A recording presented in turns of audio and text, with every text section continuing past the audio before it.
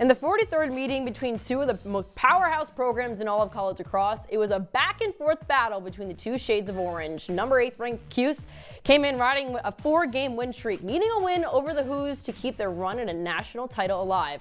But Virginia came out firing, and Syracuse struggled to keep up as UVA went into halftime with all the momentum. But third quarter spark from Michael Leo and company found SU coming away in a nail-biting finish. 12-10, the final in favor of the Orange to stay alive down in Charlottesville. We'll break down the ups and the downs in SU's conference win because it's Orange Press Pass, and it starts right now.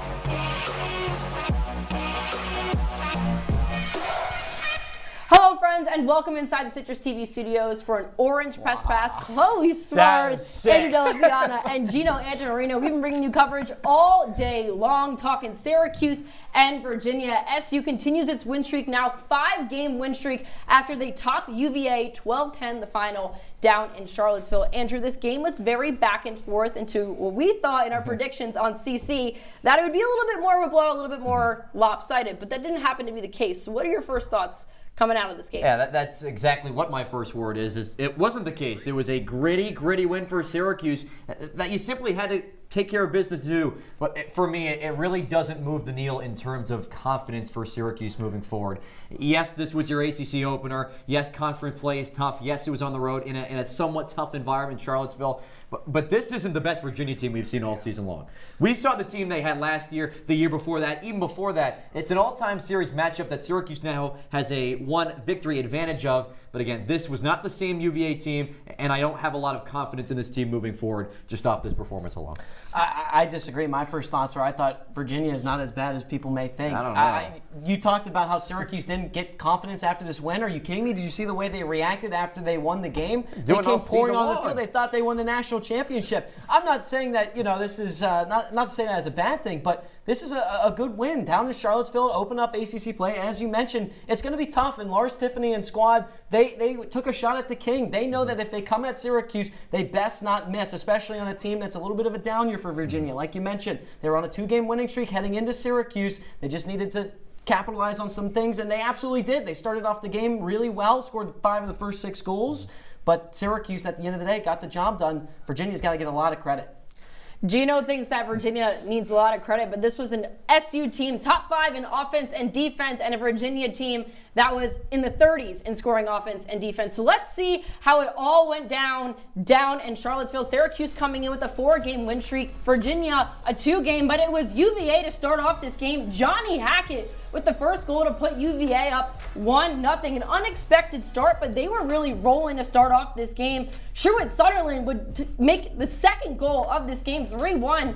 He would be 1 of 2 goals on the afternoon, and it was really all UVA guys to start off this game. 5-1 up here. ADV, what do you think? The tone was really set for Virginia in the beginning of this game, and Syracuse had their backs on their heel nice and early in this one. Yeah, Peyton Anderson, he got goal number 6 of the season, 5-2 UVA. And John Mullen, the X factor in the face-off in the entirety of this country, takes it all the way to the back of the net. That was only his goal number 2 for the season, but Gino, not the best game for him, you might say? No, went 9 for 22 at the face-off X. Virginia did a pretty good job of shutting him down, but he had some good moments like the one you just saw. And Johnny Hackett, here's his second goal of the day, assisted by McCade McMillan. UVA would go into halftime up by 2. An unexpected start from what we all thought this game would be. But coming into the third quarter, it was Wyatt Holtley. He might be small, but oh boy, he is mighty. 6-6 to tie this game for SU. And then following that, Michael Leo. He would put up 3 goals in just 5 minutes, a hat trick on the day for number 7. Oh boy, he was lucky. But here we go. Now it's 9-8 Syracuse, and it wasn't until UVA's Will Inderleid would tie this game 9-9. And now we have a contest, guys. So back and forth, Gino. This game really big for the goaltending, but also offensively. Just going back and forth a lot. Yeah, and that goal was on the extra man for Virginia. They went 2 for 4 on the man up, and Syracuse went 0 for 2. But as you can see there, it didn't really matter if they were scoring on the man up because the Orange found success on regulation as well. And it'd be Owen Hiltz to finish off this game for SU. 12-10, the final. They extend their win streak to 5 ahead of a gauntlet coming up for SU, guys. Biggest takeaways when you look at the stats for this game. Obviously, someone who is not on the stats for SU, Joey Spallina, just 1 point in this game, Andrew. Where did he go? I don't know. We'll talk about that later. Go? Oh, he was out there. Yeah, barely. No points against Virginia last year, 1 point against UVA this year. This guy's got to step up. That's improvement. Oh my goodness. Yeah, by 100%, is that right? Yeah. Look at Jimmy McCall. Look at the goaltending. Yeah, goaltending was Matthew fantastic. Nunes and Jimmy McCall. It's Matthew Nunes. Standing on their heads. A .571 save percentage for Nunes, who is riding into this game a little over 500 save percentage, and Jimmy McCall, 630 save percentage, coming off of a career high 18 saves in the last game against Colgate. He's been red hot. CC predictions. We talked about this in our pregame show. That I was number 5, Andrew Della, Piana number 4. He must be so happy. He jumped above me. I just jumped and now that Smarz. Gino Antimarino is no longer too cool for school. He's at number 6 right now, but the three of us in the middle pack of the CC predictions, I want that seeding guys. Advantage. We got to do a little bit better in the coming weeks. We 8-goal game you predicted. What were you thinking? I thought a troubling defense in UVA and didn't work out for me though. But someone who was at this game, Dan Shalam. We were with Dan earlier today to start off CC, but Dan, it's great to join you now. Post-game, Syracuse obviously getting the win, but for me, when I looked at this game, Trey Deer not starting. He's coming off a career 4-goal game against Colgate. Do you have any intel as to why he didn't start this game? Was there anything on the sideline? What was kind of the deal with Trey Deer in this game?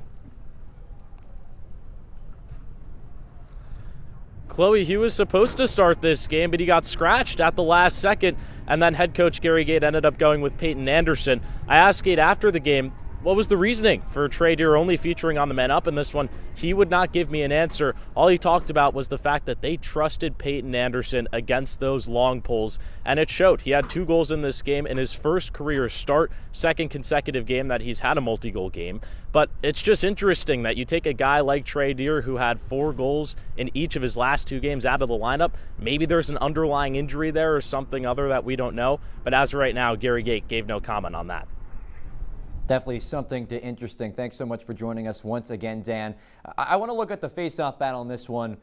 Johnny Mullen, who's been the guy at the Fogo spot for Syracuse this year, was just 9 for 22 in this contest, top 4 in the country in face-off percentage.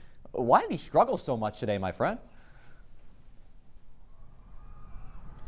Once again, Andrew, I asked Gary Gate about the face-offs afterwards, and he didn't really give that much of an answer. However, Lars Tiffany on the other side was more than happy to talk about what went so well for this Virginia side. They said throughout the week they know that Mullen's one of the quickest guys in the entire nation at getting off of the X, and they knew that coming in. And we saw it early on. Mullen had that goal where he went all the way down the field and put it home. So for Virginia's Fogos heading into this one, they were just replicating Mullen's speed throughout the week, and it clearly worked, winning the faceoff battle 16-9. And then to add on to that, Lars Tiffany was upset that the fact that Virginia had way more possessions in this game than they were expecting. They were not supposed to win 16 faceoffs in this one, but they did, yet just couldn't get the job done. Definitely something that they regret, but are still happy about from this one.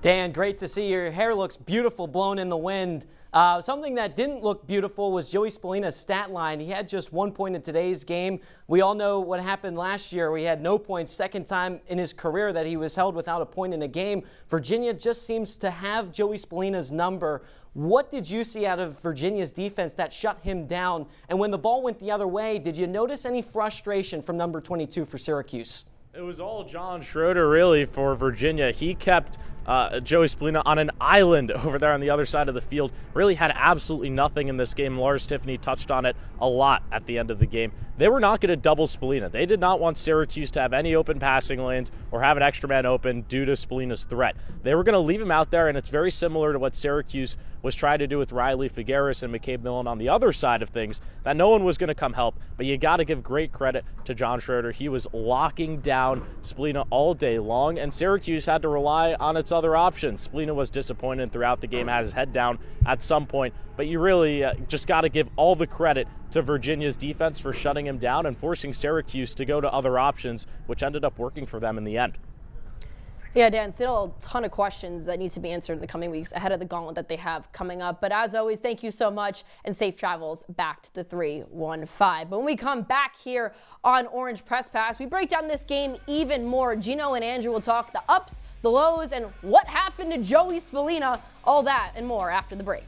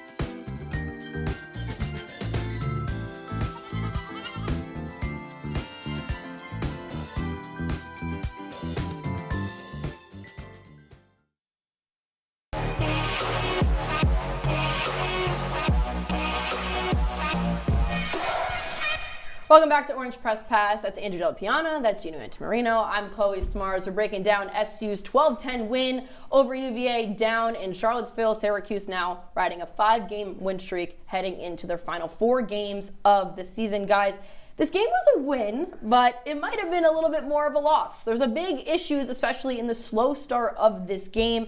It was 5-2 after the first period in favor of UVA. Johnny Hackett, Trudy Sutherland attacked early for Virginia. Syracuse, though, Andrew, a lot slower considering how fast they were against Colgate a week ago. What do you point to as the issue from this? Is it coming from the faceoff, or is just offensively they're not getting in rhythm? It's just something about either it's the first half or the second half that Syracuse cannot figure it out. Down 5-1, 10 minutes in, against the worst team in the ACC right now. You only scored 4 goals in the first half against the worst defense in the ACC. Gary Gate said on Thursday that he can't let Virginia develop chemistry on offense. That was the complete opposite of what I saw in that first quarter, where the ball was flying around, Jimmy McCool wasn't getting great looks from his defense, and Virginia was really having their way. And it's a thread we've been seeing all season long too, Gino. I thought Virginia did an excellent job of coming out of the gate strong, and that's exactly what they had to do. You can see the numbers right there.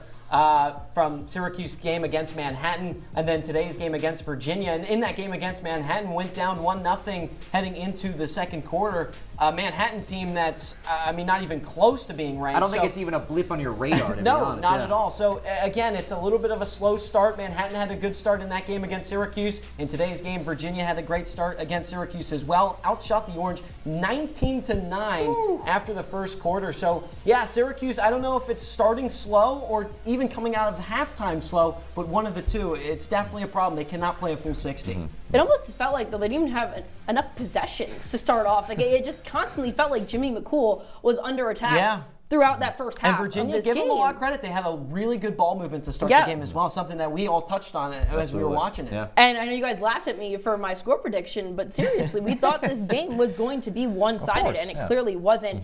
And a big reason for that, where was Joey Spallina? We're talking about number 22 last week, coming off a career-high game in points. He had 11 points versus Colgate, 1 point today for Mr. Spallina. And in these kind of games where it's supposed to be an easier win for SU, non-existent, Gino.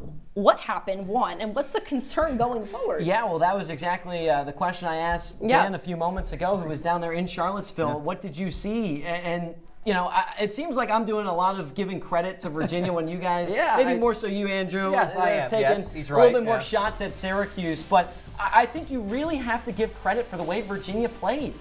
Give credit to John Schroeder, the deep pull for Virginia, who shut him down last season. Spallina had 0 points. Look at the comparison between last year's game against Virginia and this year's game. Spallina had just an assist. Well, I guess you could say he's got 12 points in his last 2 games. You know, so that's not bad. But no, obviously, Not a great game for Spallina. Dan Shalam, who was on the show not too long ago, said that there were moments where he had his head down. He was disappointed. That is not something you want out of a leader on your team. Sure, points is one thing, but when your head down and your posture is off, that's going to affect not only Spallina but the rest of the team. Yeah, you looked uncomfortable out there, right? Yeah. That was the big thing. You looked very, very I just thought Virginia's defense did a great job. Yeah, but that's not Ajax Zapatello, the #1 pick from a couple years ago from Maryland. Like, look at that shot. That was beautiful. It was just a better save by Nunes. You think that is a good shot on net where you just spin off on goal? He's got 3 guys in front of him. At the last second, they move over. Shot. I don't know about that. Oh, come on. Joey Spallina I want Spallina taking that shot every time. You could put him on a milk carton right now and you still can't find him because of how missing he was in this game. Oh, my gosh. He looked very uncomfortable, wasn't very in his traditional spot at X. And the guy's supposed to facilitate the offense, not force contested shots when he's triple teamed. Or star players, if their go-to way of playing is taken away, they have to find other options to get involved. That's exactly what Spallina was doing. By forcing shots? That was not a forced shot. Oh, it that absolutely was. This is what actually happens in real life with both of them, by the way. That's this is not just on air. unbelievable. These two just love to go Spallina back and didn't have forth. a great game, but yeah, I know. I watched the game. Let's see what Instagram user 145 has to say. That's a good point. Their narrative's true. A big reason for this game being so back and forth had to come from goaltending. Matthew Nunes and Jimmy McCool lights out in this game. McCool 17 saves, Nunes had 16 saves. But Gino, this game was so back and forth because of how well both sides played. And I think that was very surprising coming into this game. Would you agree? Matt Nunes is bottom 3 in the ACC in save percentage coming into this game. And looking at the numbers, he stopped just under 60% of shots he's faced. I mean, that's really good for Nunes. And on the other side, Jimmy McCool coming off of a career-high 18 saves. In today's game, he's got 17. Boy, what a turnaround he's had ever since the Harvard game where he got the pull. Everybody talks about how great of a teammate Jimmy McCool is. As soon as he got pulled in that Harvard game, he was the biggest cheerleader on the sidelines. And he didn't take it personal, which I loved, Andrew. When he got the pull, he took it, I guess, personal in the fact that he's got to get better, but not as a fact of, oh, Coach Gate doesn't like me or the players doesn't like me. It's, no, I have to get better. He's the guy that's brought the mentality through a little bit of that rough stretch against Harvard. Yes, those numbers in that game was really hard to watch for Jimmy McCool, but the way he has stepped up in the last couple, has reestablished himself as this #1 in net, but also a lot of credit to Matthew Nunes as well for hanging with the Syracuse offense. That is top 5 in the country. And he saw the ball really well today, and maybe that was a facet of his defense playing well and Syracuse not getting as many good looks as he did. But Matthew Nunes, for one of the first times this season, I saw him look comfortable against a really good team. I saw that against Utah, UAlbany, not tremendous offenses, but when you take on an Orange team that is good as they are and still have the great game you did today, it's a good sign to see if you're Lars Tiffany. Guys, goaltending A+ on both sides, but for our Orange press pass player of the game, none other than Mr. Third quarter hat trick himself, Michael Leo. The junior put up 3 goals in 5 minutes to put SU up by 2 for the biggest lead of the day. His play added on to a 6-1 scoring run for the Orange, and that shifted the energy and the momentum for Cuse in the contest. For this midfielder, Leo has now scored a hat trick in 3 of his last 4 games, which is only good news for the Orange as they tackle their biggest matchups to come. But lucky number 7 not only walking away with the win, but Michael Leo walks away as our Orange press pass player of the game. And when we come back here on OPP, we take a look around the matchups on the Hill and look big picture at the remainder of SU's regular season. That and more when we return.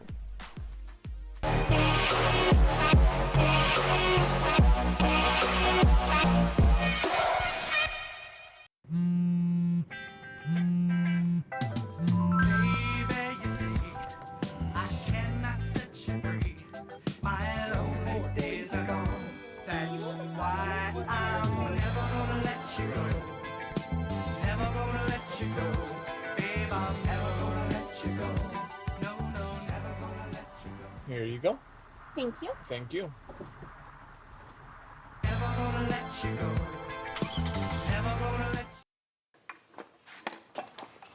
Did you hear about the pony with a sore throat? He was a little horse.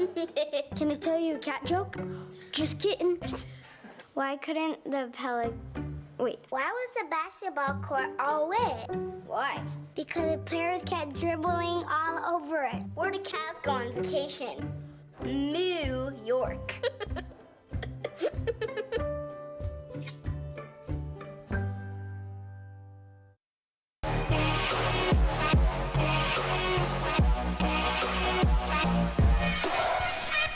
Welcome back to Orange Press Pass. That's Della, Piana. That's Gino, Antimarino. I'm Chloe Smarz, joining you here at the Wall. And guys, so much going on today around the hill. We have softball, we have women's lacrosse playing, we also have tennis. Let's take a look at what is going on. We have softball. They got a win against UNC. If you know me, you know I'm a big softball girl, so that means a lot to me to see Syracuse having a successful season. We talk women's lacrosse. They also came away with a win against Virginia, 13-12 the final in that game. We also have some games coming up in the coming weeks, but guys, big wins for the Orange today. Whoville for Virginia, more like Doomville today. Oh my goodness. Double L's and lax. You'll love to see it. Indeed. Sure. I mean, Carly DeSimone had a great game for Syracuse. Big time win for the women's lacrosse team, and like you mentioned, softball as well. Back to back, they're going for the sweep of North Carolina tomorrow. Yeah, and the Virginia. We just have North Carolina, or Syracuse rather. Syracuse Yes. has Virginia and North Carolina's numbers right now. Yeah, and that's a big win for softball, especially. I know Syracuse in the past hasn't had the best starts of the season, but Just pretty ACC good in the wins ACC 2 and 3 this year. when it's really just Duke and FSU in the conference. Let's take a look around the NCAA. All of men's college lacrosse. We have a final coming from Notre Dame and Duke, 14-7 in that game. That game is really important because those are 2 games that Syracuse is going to play in the next 4 games. We have North Carolina losing to Army. That's an upset in that game. And also in the Ivy League, Princeton, number 4 team in the country, coming away with a win. We have Cornell getting a win. For the most part, everything making sense, but that Army-UNC game, I don't see Fairfield losing its first game.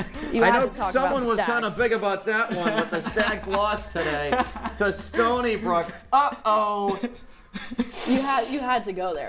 I just saw the score and you brought it up, so why not? Still a big Fairfield. Who is it? Western Connecticut, stand up. We talked about the teams that they're going to be playing the next 4 weeks for SU, so it's only just fair to look big picture. And the main thing that I think, Gino, you especially talked about from today's game is the ability to play a full 40 minutes of lacrosse, similarly that we saw, or 60 minutes rather, similarly to what we saw a 40-minute game of basketball that Syracuse has struggled on the hardwood. So when you look at this game, especially because it was supposed to be necessarily a blowout in our opinions, and a really high-scoring offense for Syracuse, a lower-scoring offense for UVA.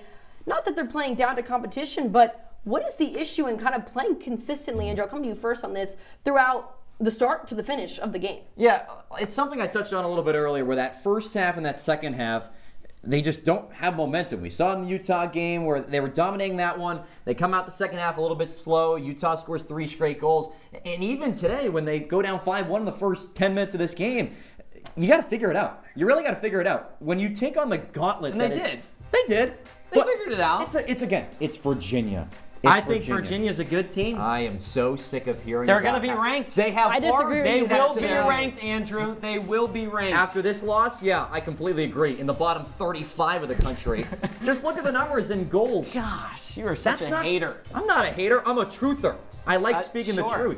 Look at the numbers you see on your screen right now. Especially in that Harvard game, even too. in that Colgate game as well. Jimmy McCool had 13 saves in that first half against Colgate. Raiders pour on 10 more. Yeah, that's a great Colgate offense. Even 4 for Utah after one in the first half. The numbers speak for themselves, my friend. Yeah, this team can't start either half well. Yeah, exactly. And I think that's kind of the big problem is you either start out flat-footed like Syracuse did against Manhattan where they gave up the first goal, we're down 1-0 at the end of the first quarter, or they just come out the second half a little bit slow. And we saw that time and time again with the losses, the 2 losses against Maryland and Harvard. Syracuse was outscored in that second half 14-6. And Syracuse did kind of figure it out, like you mentioned. It just takes a little bit of time. In today's game, they outscored 7-1 in Virginia, against Virginia, at about like a halfway point of that game. So they did figure it out once they went down, but it took a little bit. It's getting a little bit frustrating as people that cover and watch, like, this is a Syracuse team that has a ton of talent. Gotta get it done. So the inconsistencies is frustrating, obviously, for them and as people that watch and have to cover the game. But let's talk another big picture, tournament odds, right? 4 games left. ACC playoffs coming up very, very shortly. They have a gauntlet, all ranked teams. Notre Dame, Cornell, number 1 team in the country, Duke, and UNC, they finish off at home for senior night. When you look at the tournament odds, how many of those 4 games, in your opinion, do you think they have to win? I'm going to go to Gino first on this one, because this is really when it matters. They played non-conference to start off the season. They dominated those, but when you have the really true talent of men's lacrosse this season, what are you going to be able to do? I think that Syracuse goes 2-2, and I think that the 2 games they lose, I think that they lose to Notre Dame, and or rather they lose to North Carolina, and I think They also try and struggle a little bit against some other teams as well. So I think Cornell is going to be a tough one online. I agree. Yeah. I agree. And so I think Syracuse really needs to figure it out. I don't think they really should look at, okay, we need to win 2 games or, we need to win 3 games. They need to take it 1 game at a time. They got the win against Virginia. It was a little bit ugly, sure, but they pulled it out, and that's all that matters. Going down to Duke, I don't think it's going to be that tough of a test for Syracuse. As you saw, they lost 14-7 to Notre Dame today. Yeah. Notre Dame's going to be a tough game at home. You got Cornell, number 1. Cornell look, we got the same picks. Yeah, and North Carolina as well to finish out the season. It's going to be tough. It's going to be tough. Yeah, Cornell on Long Island. Quit copying me with my predictions. What do you mean? I thought they were so good. I wanted to join in the fun with you. I completely agree on every single point you make, though, where you have the advantage of the Notre Dame game being at home. Last year, it felt like they were in a really tough environment to play that game. Like we said, Cornell, you have to go down to Long Island to play that one. North Carolina, that one's a little bit of a tricky. Feels like it'll be a solid home test. I think Carolina might be a really good team in the ACC this season. It really is time to lock in for them if they really want to add another trophy to their shelves. But if you can't tell, these two love to talk, and they're going to sound off after the break. We'll break it all down and wrap up here on Orange Press Pass with our final thoughts and a look at the top 12.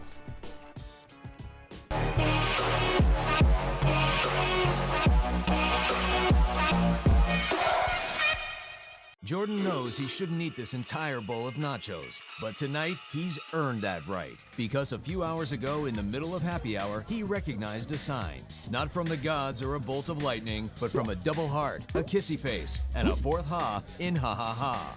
That's when Jordan knew he was buzzed. So when it was time to go, he got a ride home instead of driving. Be a legend like Jordan. Recognize your buzzed warning signs and get a ride home. Buzz driving is drunk driving.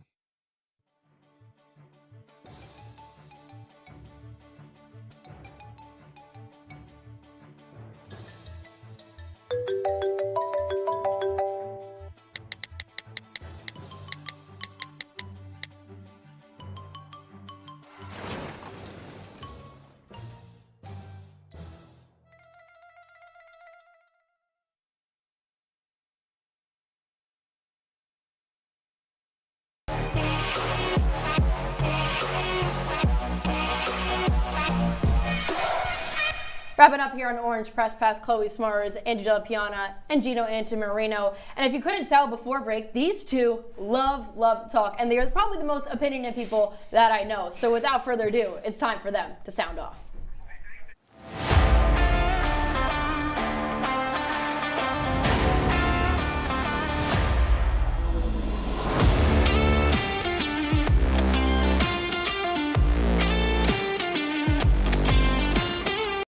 All right, it's time for everybody's segment here on Sound Off. And I kindly agree with Gino Antimarino on this one, where Virginia, not a great team, solid team. But today's game for Syracuse proved how great the Atlantic Coast Conference is. This still remains the crown jewel of college lacrosse, and I really think I saw that in full form today. Virginia has not been a fantastic team all season long. They're back to 500 at a 5-5 record. Offense, defense, face-off percentage, not great entering this contest. Syracuse on the other end, fantastic. Top 5 in all 6 categories I just mentioned. But on any given Saturday, maybe Sunday, an ACC foe can go down, and I realized how good this conference is just based on the fact that anybody can give anybody a good game at any point in the season. Welcome to the dark side. Finally, you admit that Virginia's a good team. Thank you. I didn't say they're a good team. I said they're a solid team. All right. It's my turn. Fine. Now, here's my camera. Boom. Here's what I have to say. Mr. Joey Spallina, listen, I have talked about you nonstop in complimenting ways. I think you're a great player. But today, like this game, unacceptable. 1 assist.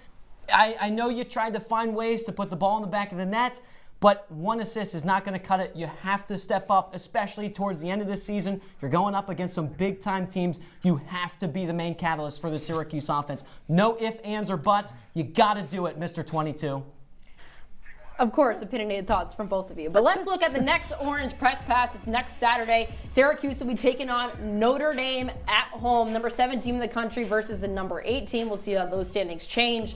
But guys, what a game this is going to be, and make sure to check in on Citrus TV, on YouTube, and Orange Television Network. But that will do it for the three of us and What a our day. entire producing I crew. know, What a what a day it's day. been covering men's lacrosse. Be sure to check us out on X and YouTube for the three of us and our entire producing crew, saying so long and have a good night.